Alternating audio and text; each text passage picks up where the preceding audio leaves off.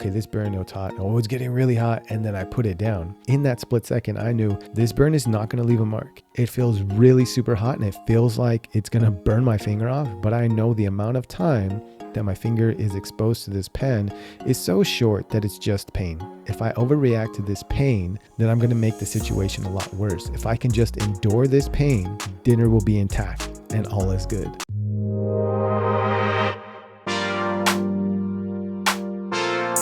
What is up, everybody? Welcome back to another episode of the Roots and Streams podcast. I am your host, Matthew Llamas, and today, if you can only hear this, I am doing a solo podcast. I have a couple, I won't lie. I have for sure, well, I guess a couple. I go back and forth. I have for sure at least two guests coming up. One that is already scheduled that is going to be some time out. Another one that's probably going to be coming on sooner. But hey, I'm just kind of playing it by ear, letting God send me the right people that are just interested, that want to just talk about, just life in general. I mean, I really don't have like a hard, like we need to talk about fatherhood. We need to talk about husbandhood. As you heard on the last one, even though the guest came on and has a lot of that experience, we just kind of went with where he was at and what we were in the flow of the conversation, which I'm okay with. I know there's specific topics, but I rather them somewhat organically come out on their own. And I think they do, as we just talk and share stories and just revelation.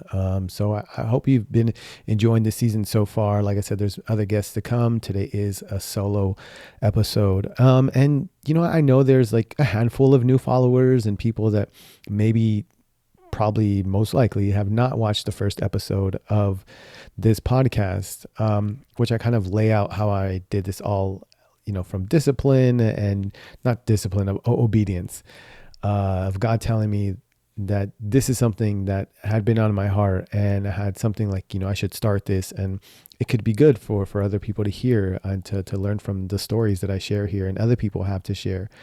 And kind of how they get themselves like back rooted and stay and kind of see through the storms of life, and the things that they're rooted in that help them get through difficult times.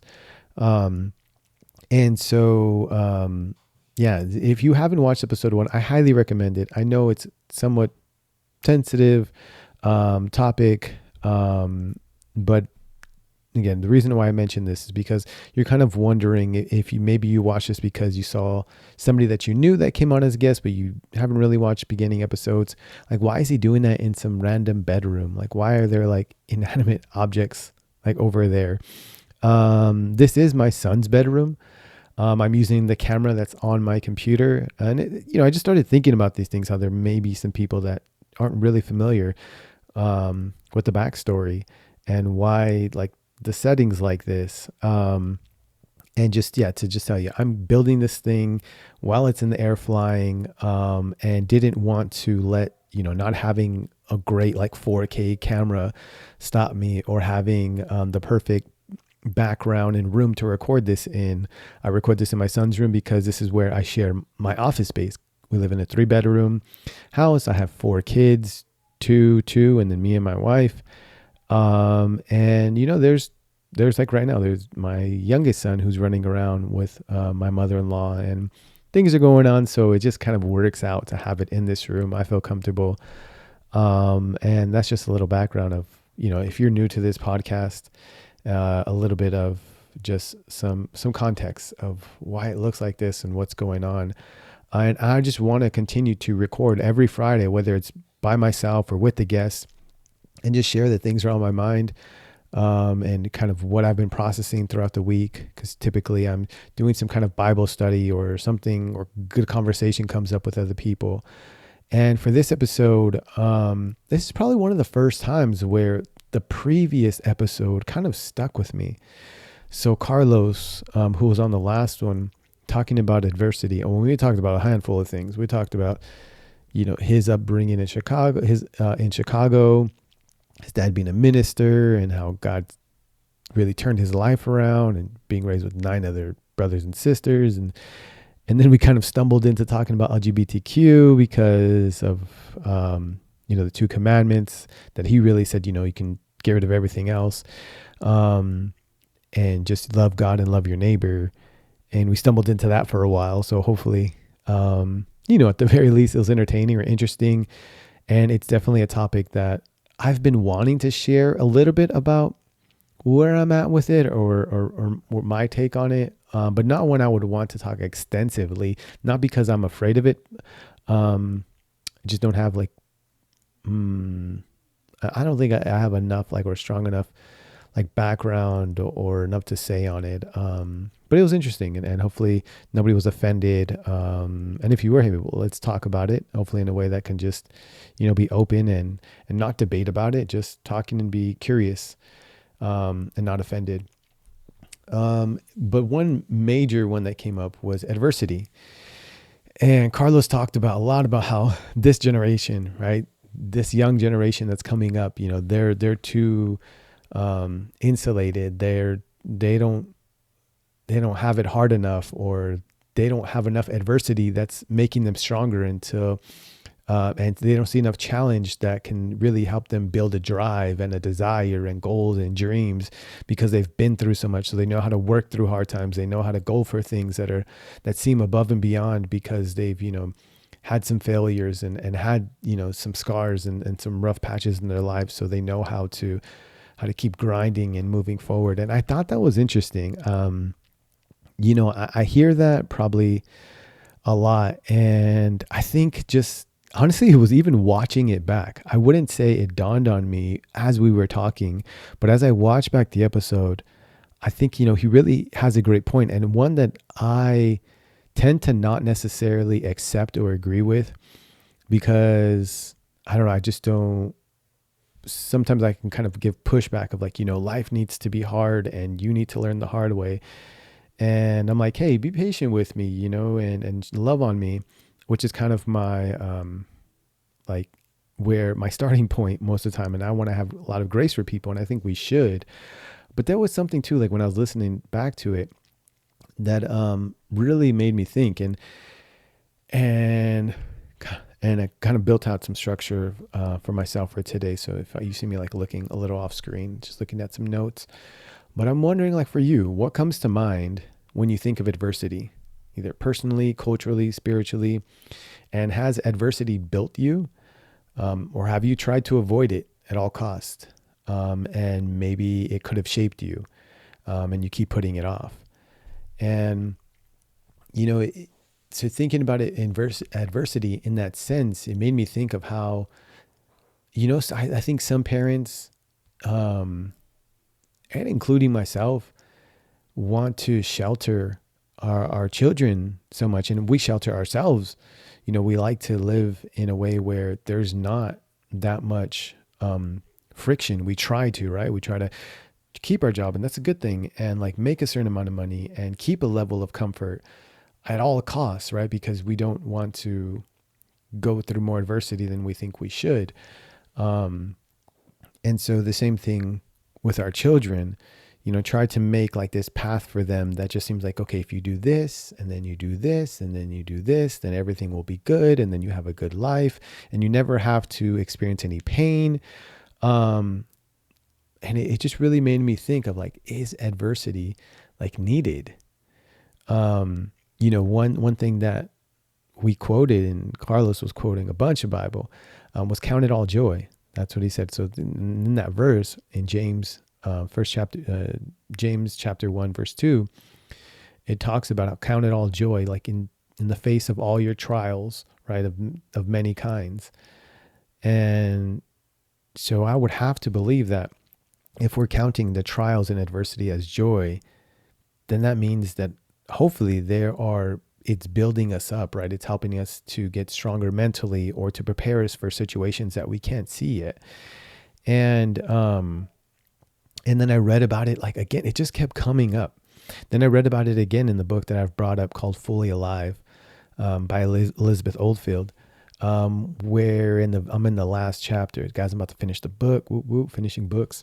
It's probably one of the things I don't do very often. I get maybe through 3/4 of them. But hey, I get what I need, and then I move on to another book sometimes, and maybe I go back. But I digress. So she talks about this thing called eustress, EU stress. I had never heard of it before. At least I don't think so.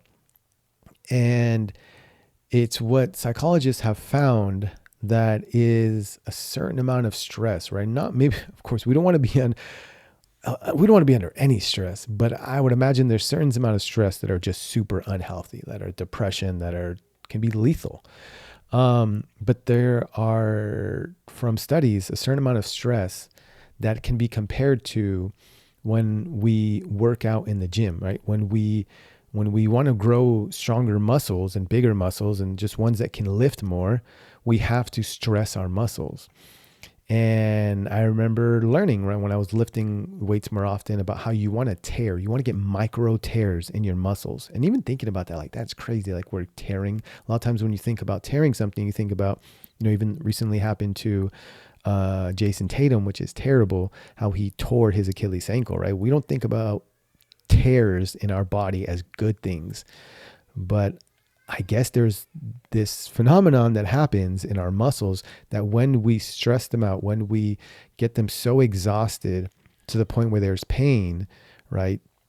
Just some pain, not pain to the point where you're injuring yourself, because injury will take us the other way. If we were to work out till we're injured, now that'll probably give us the opposite of what we want. We're going to have to take more time off. We're going to have to rest, and probably will lose some muscle. But if we work out right to the point of where we're just starting to fail and it's, starting to get exhausting and hurting, our muscles will fight back. They will actually overcompensate and get stronger than even needed to lift that weight, which is really interesting, right? So lifting 25 pounds, right? And you do it like for a week until you're tired and you're doing like the micro tearing, your body will overcompensate. It'll actually get you stronger to lift like 30 pounds next week. Don't take any of this as like workout advice or like the way it works. I'm just giving a very generic overview here. But that's what happens. Then you can lift more, and it's not infinite, but at least in the beginning, your body overcompensates, and so you can lift more the next time. It's learning, it's taking on that stress and getting stronger. And so back to the mental phenomenon, the psychological phenomenon of eustress, that when we go through adversity and we go through stress, our brain can neurologically do the same thing that happens to our muscles. So it's like when you go through that short-term kind of boundaried stress, it can lead to neurological growth, which, I just started finding interesting. I don't know if I had ever looked through adversity in that way, even though in the podcast, the previous episode, I talked about how sometimes I pray for failure. So I'd imagine that something innate in me, something kind of already had a hint of knowing that, man, I just need to push myself towards some stress, some discomfort, towards something that's just, it's not going to work, and it's going to bring out something in me to kind of gather up and build myself up, not build myself up, but to kind of challenge myself to meet the challenge. And I think God does the same thing to us, right? He's always putting us through tests. And that's something that is not promised to us, that we won't continue to experience, that we are constantly going to be tested. And don't really know why, but typically if we can endure certain tests and certain trials, I don't know about you, but I know when I make it through things, I don't necessarily want to go back to it. I'm appreciative that I made it and I survived through certain trials and adversity. However, there is something to not being afraid, or not as afraid, or having a little bit less stress when I know something's coming on again. Like, I even think about it, maybe it's not a great example, because I find myself not wanting to do it as dedicated as I have in the past. And I don't mean this to boast, but it's just what came to mind, like fasting. Like, I've gone on water fasts, the longest ever, like 5-day water fast, where you only drink water. And one guest on here, Mejia, has done it with me a couple of times, just out of like curiosity. And I would say, since from going on like the 21-day fasts in the beginning in different ways, like Daniel fasts, or we've come up with weird like food fasts, where we cut things out. But for sure, the hardest one has been like water only fast. And I'd have to say that going through that definitely has built up some strength, some I don't know, some like mind muscles to be able to maybe withstand it. I haven't done it for sure, not as long as like the apostles in the Bible or anything like that. I can only imagine like doing it for 40 days, like how difficult that would be. But I would imagine there's something to getting through adversity where it helps to harden you in a good way. It helps you to gain a little bit of grit to face things that sometimes just need to be faced, to overcome. Oh man, we're getting into like, I didn't even think we'd go this way. Like overcome like powers of essentially like not good, like, or of evil. Like when you have to push yourself to be more generous than you really want to be, or you want to push yourself to maybe cook for everybody that's coming over for a party, like myself. And it can be exhausting, but I know like, okay, like I've done this before. Like I'm not going to, like, I'll get a little exhausted, but because I've done it so many times and I know like it's not going to kill me, it's not going to be the end of the world, and I'm doing something good for people. Like there's something to building up that strength through adversity. And just thinking about this and it coming up again and again. I don't know how to, in a healthy way, put my kids in the face of adversity. However, I do try to not give them too much help, or at least like when we're doing homework or something, not give them the answers directly, and kind of little by little give them a little bit, but really push them to like work on whatever they're working on. I do try to recognize like when my kids can maybe have to work for something, and like the kind of strength that may build in them, or push them to kind of maybe go to something that I think is good for them, but they really don't want to. And then they see at the end, like, oh, okay, it really was good. I'm glad I did it. And I think it takes everything situational, everything kind of needs context. Cause even like with homeschooling, right? I did it and I just didn't see, I remember this being a point of like, why would you homeschool your kids? And this is even before my kids were going into, primary school. I remember arguing with people.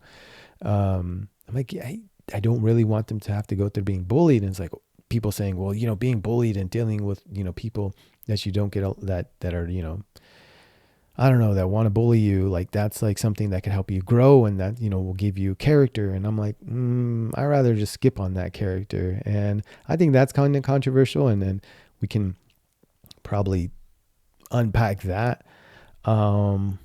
I don't believe putting my kids in the face of possible danger, or like severe mental stress, just because that's there. I think there's enough like in just doing the work and dealing with teachers and trying to make friends when you're super timid. I don't know. Every kid's different. I think we know our kids, or hopefully we get to know them and their needs. And we can kind of, there's definitely is something though that as a parent, I know I have to hold back to allow them to maybe fail at something, or maybe burn themselves a little bit, or maybe mess up on that recipe, or maybe figure something out and they have to Google it. Like I saw like an Instagram post of like somebody saying like the worst thing you can do is like help your kid out every time they're asking you. And he gives an example of like when his son like broke a wheel on his car, and it's like, oh, Dad, look, it's broken. And Dad's just like, I don't know what to do. Throw it away. And the kid's like, no, but I love this car. I was like, I don't know, just throw it away. It's broken. And the kid gets the wheel and he's like, and he figures it out on his own. He puts it on. He goes back to his like, look, Dad, I fixed it. And the dad's, acting, but encouraging him, like saying, wow, how did you fix that? Like, show me. And encouraging his child to to know that they're capable. And I wonder, man, like I wonder if through adversity, God's trying to show us that we're capable of more than what we can even believe, right? We just kind of got to see that if we stick with something and we can push ourselves through it, and definitely if you're spiritual, you have God help you with it, even more so, powered up, that we can slowly start to see that we're so much more capable than we could have ever imagined. And I think for sure that can start with little kids when they start to realize like, wait, I can do things too. Like something even small as like my youngest daughter, who's going to be 3, and people may disagree with this. I've started to let her get on the stool, and I'm there with her, and she has like her cast iron pan, and she puts on a little, a little sausage. And yes, it is like plant-based. If you guys know me, I'm mostly plant-based. It is a Beyond sausage, breakfast sausage. However you feel about that, whatever. It's not the point. A little Beyond meat sausage on there with a piece of sourdough. And she puts it on there, and then we turn on the heat, and she has her spatula, and she's getting better at like flipping. And for sure, there's a danger there. The cast iron is hot as she moves her hand like with the the spatula to flip it, but she really enjoys it. And she really, I could tell she feels empowered. She feels like, wow, I'm cooking my breakfast. I'm such a big girl. But she also has like felt the pan when she gets too close with her hand and feels the cast iron and gets really scared, and burns herself a little bit. And I have to be okay with that. Like knowing that when she feels that burn, like she'll pull away, and she'll know to be more careful next time. And I don't know, just like all of this is like connecting to like adversity, right? And challenges, and sometimes failing and not getting it right. But I'm the first to admit that when I see my kids working on something or baking something or whatever they're doing with homework or a project, and I'm seeing like the imperfections, or seeing like, oh, they could do this better, or they're about to mess up because I've cooked this 100,000 times and I know they're about to screw up. I want to intervene. I want to help them. Sometimes I don't know if it's necessarily for me or for them, like because I can't stand to see that mistake happen, or because I'm trying to protect them. So something interesting there. And I've noticed sometimes I just have to walk away. I'm not going to walk away from my 3-year-old cooking on a pan. But like my son, sometimes he cooks stuff and I already see like all the little flaws. Or my daughter, when she's been baking for school, and I just like got to step away, right? Because they'll notice, and like she's had so many renditions of like the cookies she's cooked, and then sometimes I'm figuring it out too. And I know these are very mild examples of adversity, but I think that's where a lot of kids start. And even for myself, I've definitely gone through some self-inflicted adversity just because of maybe not having enough like financial discipline, or just being really stressed about finances when I shouldn't be, or just like things in life happen of like people passing away or me quitting my job, and not knowing like how much adversity that's going to be to get through that.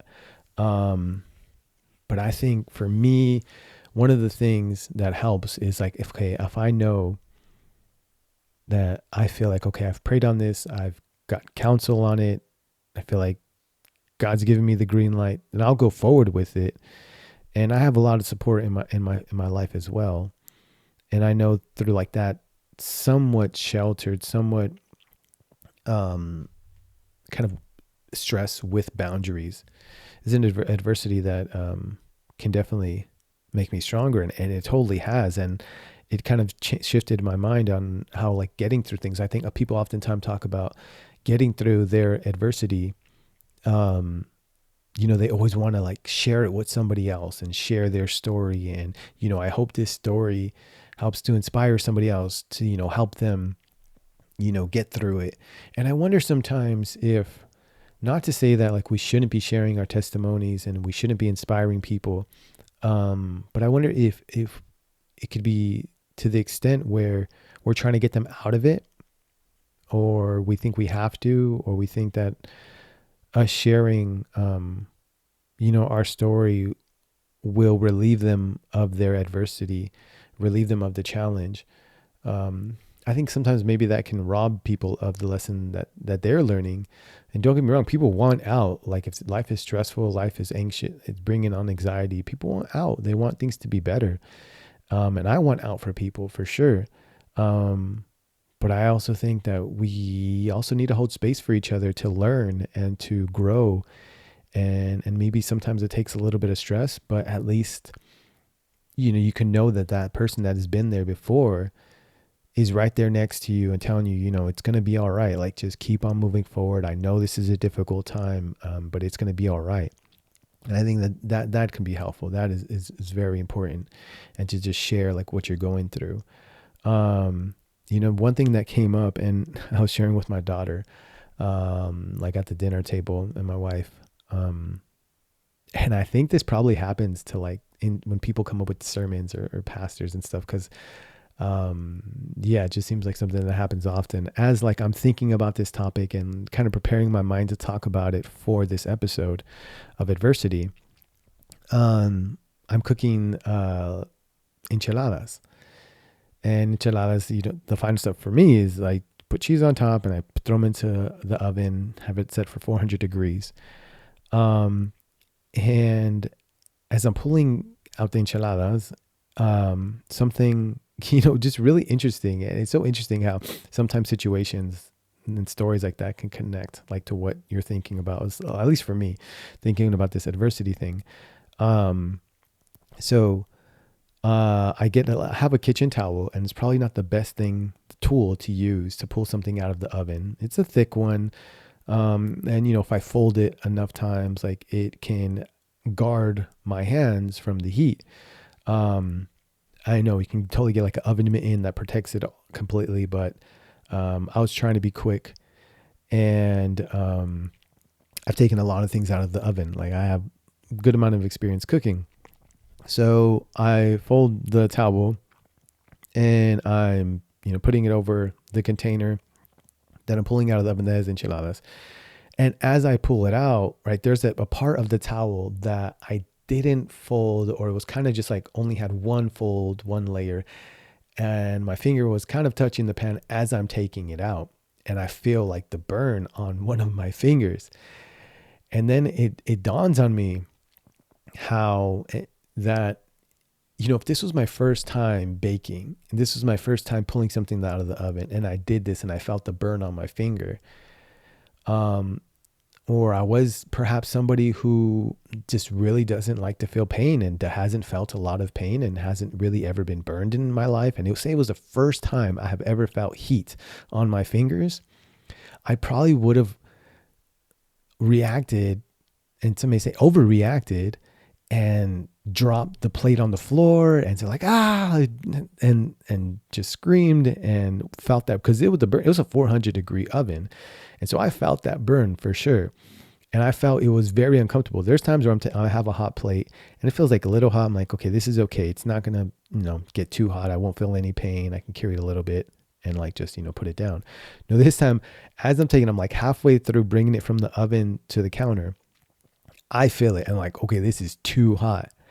However, I've taken so many things out of the oven. I've burned myself with oil, touching pans that were close to that were too close to the stove, that got really hot, that I didn't know were hot. Like I've burned myself a lot of times in the kitchen, more times maybe than I should have.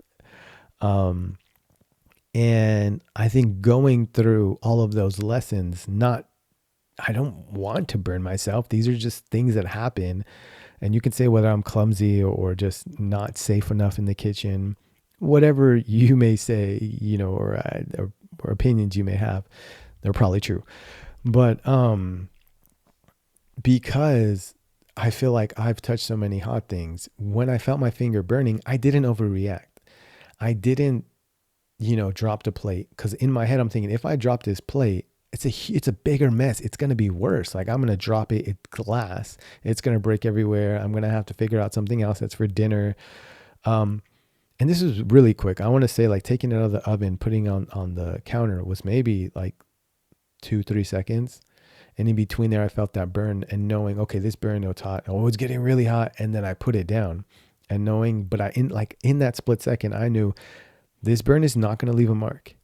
It feels really super hot and it feels like it's going to burn my finger off. But I know the amount of time that my finger is exposed to this pen is so short that it's just pain. It's only going to be pain. If I overreact to this pain, then I'm going to make the situation a lot worse. If I can just endure this pain, dinner will be intact. Everything will be okay. I'll have felt a little bit of pain and I'll put the plate down and all is good. And I'll know, next time, maybe I won't go with the kitchen towel. But it just made me think like how that little instant and that little example was a pretty interesting like revelation for me with adversity of how,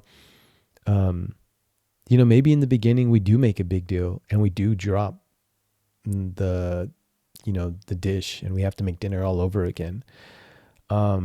But next time, if you're in a hurry and like me and I do it all over and it happens again, you'll know, it's not worth it. I know that pain and I've been burned enough times that I know what will cause a mark and what will cause a blister and what is just pain and what is really short. And I just messed up and I just need to hold on to this dish and just put it down and everything's going to be okay. And I already know what a 3rd degree burn or a 2nd degree burn feels like. Maybe not 3rd degree, what a 2nd degree burn feels like or 1st degree burn. And this can become one if I had a longer distance to go. Cause that has happened too, where I'm like I've been burned, let me just say, but I knew in this instance, because I had faced so many other, instances with hot stuff, I knew it was going to be okay. So just sharing that story kind of gave me some insight, like, man, maybe we are not giving adversity and challenges, enough of the credit that we should be when we're going through it. And, I don't know, even just saying that sounds crazy to me. Cause it's like, well, Matt, like at what point is it like healthy stress? And I don't know, but one thing for sure that I would say we can't go without is opening our mouth and letting out breath as far as talking. I think whatever stress, whatever anxiety you're going against, you will for sure stay there longer if you're not talking about it to somebody, or at least to God in a very open and personal way. Another thing that came up on this topic was about, I was listening to Tim Ross on his morning show called Wide Open. And somebody was talking about anxiety and Tim goes, it's interesting how in Philippians, how it says to be anxious for nothing, right? To worry about nothing, but in everything, pray. So don't worry about anything and pray in all situations. Right. And so Tim, he's just so interesting and so insightful and said something I wasn't expecting. And at first I'm like, man, Tim, really? You're going to go the route of like throwing the Bible at somebody when they're telling you they feel anxious and depressed and they don't know what to do. And you're going to just tell them, just go and pray and don't worry about it. But he didn't. He really surprised me because I thought I was going that route. He goes, man, if the Bible's saying that and Paul's saying that, to pray about everything and stress about nothing, and that he would use that word, like be anxious for nothing. He's like, maybe there's something wrong with our prayers. And that really floored me. I was like, what does he mean here? Yeah, he just talks about, and he gives this example of a very stereotypical and of like prayers that we do, like, that at least I hear for sure, like in Christian circles, of just like, dear Father God, I'm so like, I know you're going to, I like come to you and you just help us in this situation. And I know where you're going to see us through, and Father God. And he just like runs on like this very stereotypical prayer and talks about how like, that's not it. Like that, I don't think that's the prayer that really is going to get us through it. And he points to something that I've talked about multiple times on this podcast. And he points at the Psalms and how David is praying out to God. And man, I wish I knew the Psalm number. There's so many, there's like 100 and something chapters in the book of Psalms. But he points out one in particular and he reads it to the person. And they both agree that it just sounds like David sounds desperate, and he's in despair, and he's worried, and he's afraid, and he's just calling out to God, like, and putting all of his emotions like just out there for God to hear. And it talks about how maybe sometimes our prayers when we're feeling anxious need to be like, God, I'm scared right now. I'm scared that I'm not going to have enough money, at the end of the year. I'm afraid that maybe my wife won't love me if I start spending, as part of our savings that I didn't anticipate because I don't have a job yet. God, I'm afraid of this situation happening.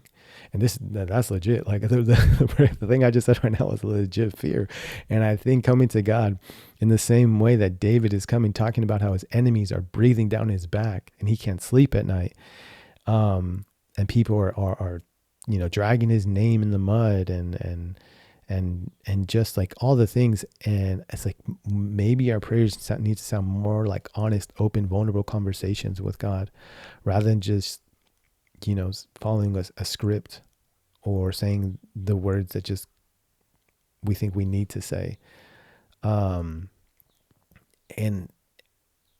I know I have been trying to do that lately, and I think it helps. I think what helps even more so is talking to the people that are even slightly connected to the situation, or somebody that you can really trust that's going to have enough emotional intelligence to deal with your anxiety and just listen to you. There's something about us speaking it out that helps us to get through it, at least that day, right? At least we can get through it that day and say, okay, take it day by day. Like, I know I'm anxious. I know I'm stressed and I'm going through some adversity. And all I can do today is just share it with somebody to help, just see me where I am, and I'll get till tomorrow, right? And just getting to the next day until you're finally through it. And you can look back and know, like, I don't want to be there again. But I know I got through it, and God helped me, and my friends and my community around helped me get through it. So as, inevitably adversity and challenges are going to come up, right? Our parents aren't going to always be there to hold our hand. Or whoever it is. And eventually everybody has to go through some kind of challenge or some kind of just sad moments and loss and pain. And, it's just inevitable. I'm not praying it on anybody. But it's just interesting how those things can help us to, I'd imagine, have a posture to, in the face of adversity, to count it all joy and to say, and to not let those things overcome us and overpower us to make us do things that we know are out of character.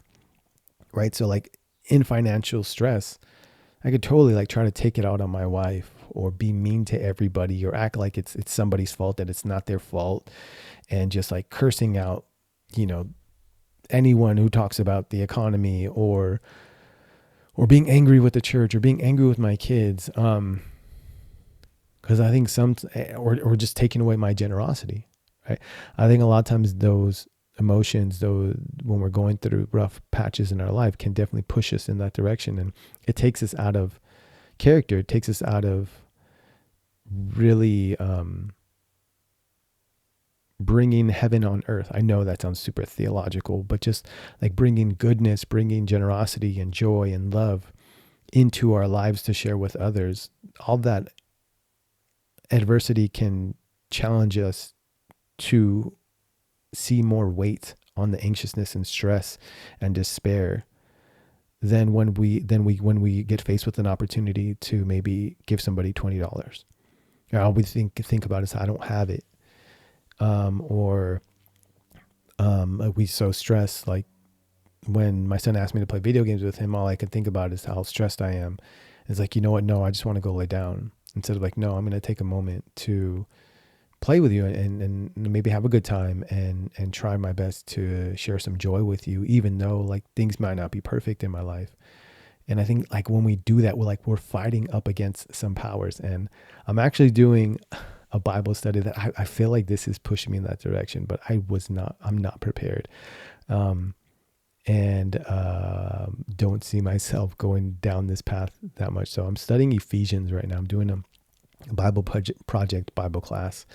Super, super great. I mean, if you're listening this long into the podcast, I can only go like maybe 5-10 more minutes because I actually have a life coaching client, a second one that's coming in for a consultation. So I didn't even talk about life coaching at the beginning of this podcast. Maybe I'll put out a post. I should. I know I need to put out more posts, but kind of busy as it is, so I'm just taking them as they come. So getting my second client under possible one that I'm going to consult with today.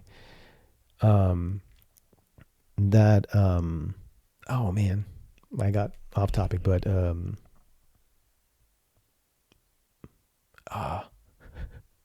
was talking about time. Dang, why did I distract myself? You guys are great for dealing with me and all of my distractions. I got it now. See, all I got to do is admit that I was distracted and then it comes back to me instead of acting like I got it all together. So I'm doing a Bible study, a class that is really amazing. It's Through the Bible Project from Tim Mackey, which I'm a huge fan of. I consider him like I don't know, I've never met him, but kind of as a teacher of mine, a rabbi of sorts.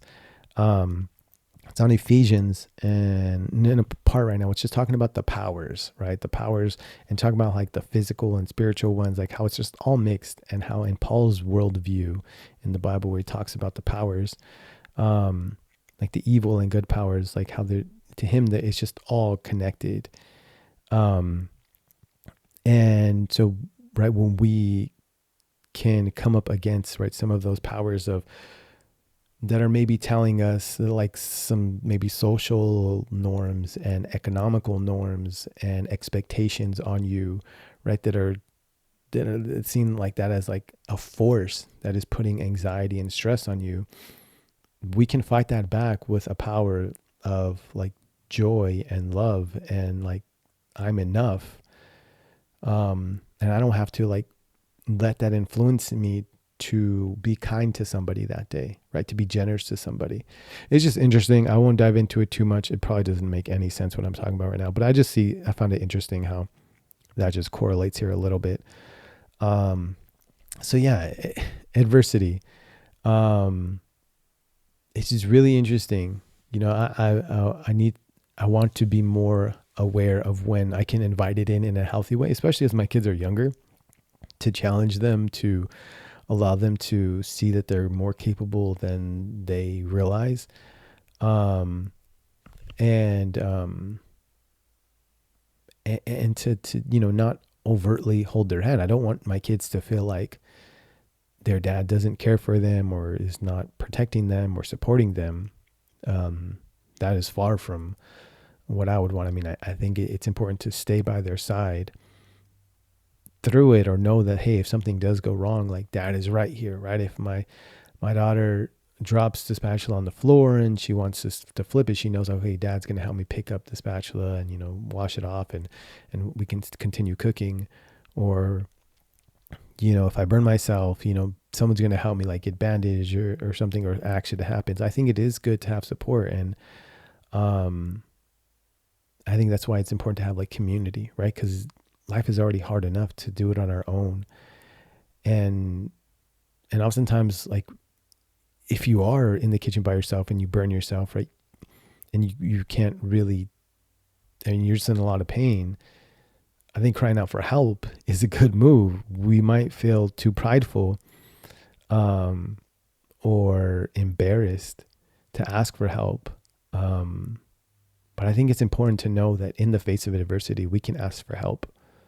We can ask for people to just listen to us, to maybe help us with one part of what we're going through. Um, and I think that could be building strength up. I think that is a huge thing that I need to work on, is asking for help. Because we're definitely, super definitely not meant to go at this alone. And it's not all about us. And I think at least American culture is really big on individualism, right? That we see all these successful people and it seems like they did it by themselves, right? I remember growing up and seeing like either music stars or like big company, like startup stars, like Steve Jobs and,